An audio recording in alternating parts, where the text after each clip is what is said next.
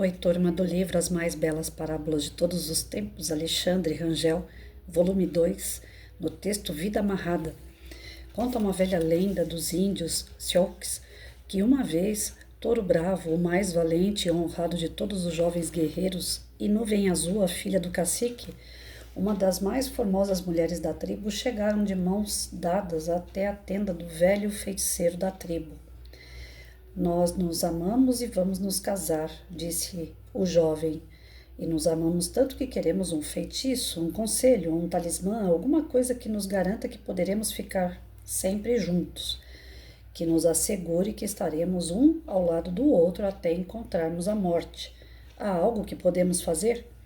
E o velho, emocionado ao vê-los tão jovens, tão apaixonados e tão ansiosos por uma palavra, disse: tem uma coisa a ser feita, mas é uma tarefa muito difícil e sacrificada.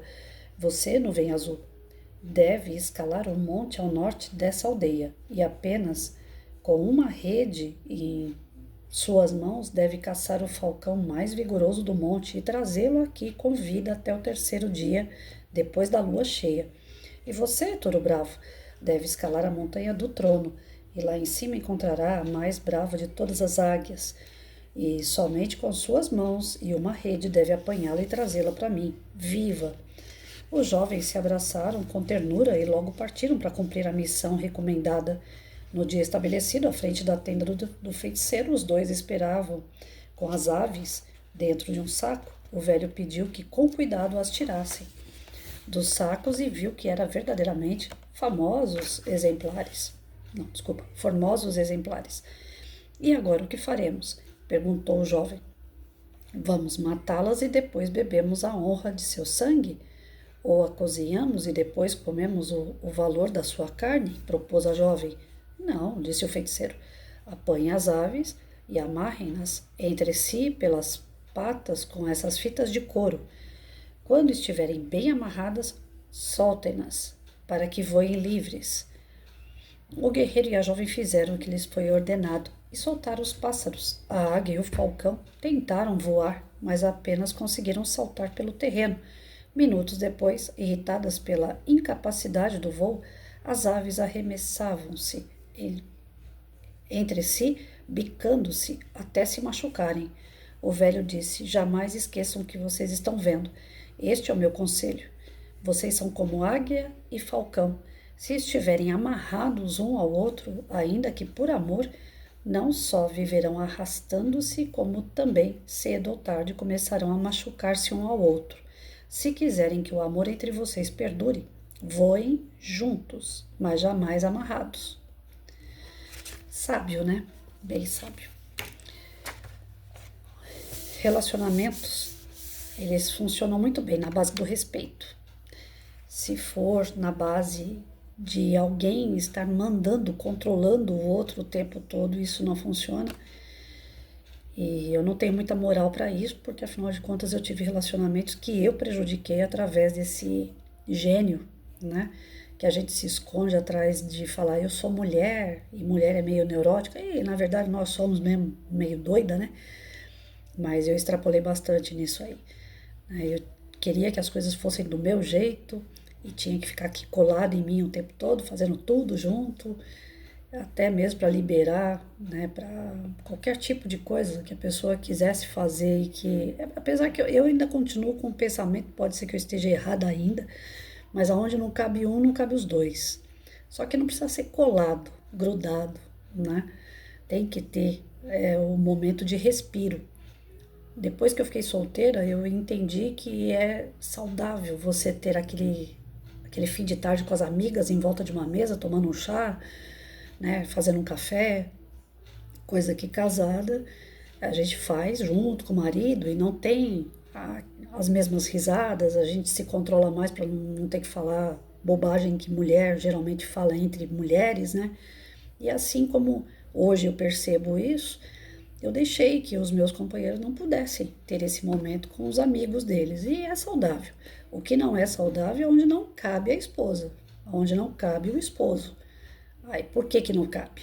Né? Aí eu continuo nesse tipo de pensamento. Se não cabe um, não cabe dois.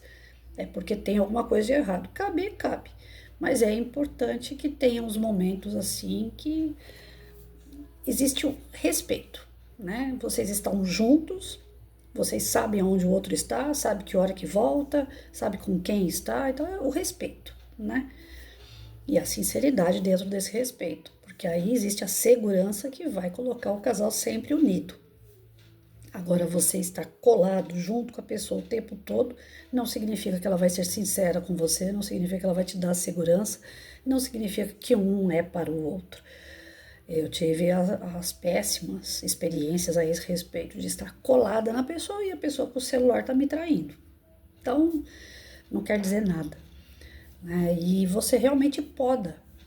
Quando você começa a impor a sua presença na vida de alguém, você poda a vida do outro. E isso não é amor. Acaba deixando de ser até um bem-querer e passa a ser algo, né, maçante para um e para o outro. É estressante para os dois lados, para quem quer estar junto e para quem não quer que esteja. Então, tem que ser algo muito bem conversado, né? O casal empolgado, ele acaba falando um monte de coisa que ele quer fazer com o outro e tal, e a vida real é outra.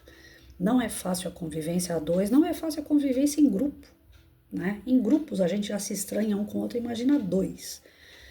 Eu tenho visto um casal amigo meu tentando fazer de tudo para salvar o casamento. Então já tentaram pelas portas do tipo assim, tô nem aí, cada um faz o que quer. Já tentaram pelas portas do tipo, vamos caminhar juntinho. Já tentaram pelas portas do tipo, vou fazer por você, você faz por mim. Então eu vejo dentro desse casamento de um amigo meu o quanto é complicado você tentar conviver bem com uma pessoa. Então, união nenhuma é fácil. Se não tiver o mínimo de respeito, segurança e verdade, não funciona. O que funciona são esses três pilares dentro do relacionamento, pelo menos dentro da prática e da vivência que eu tenho.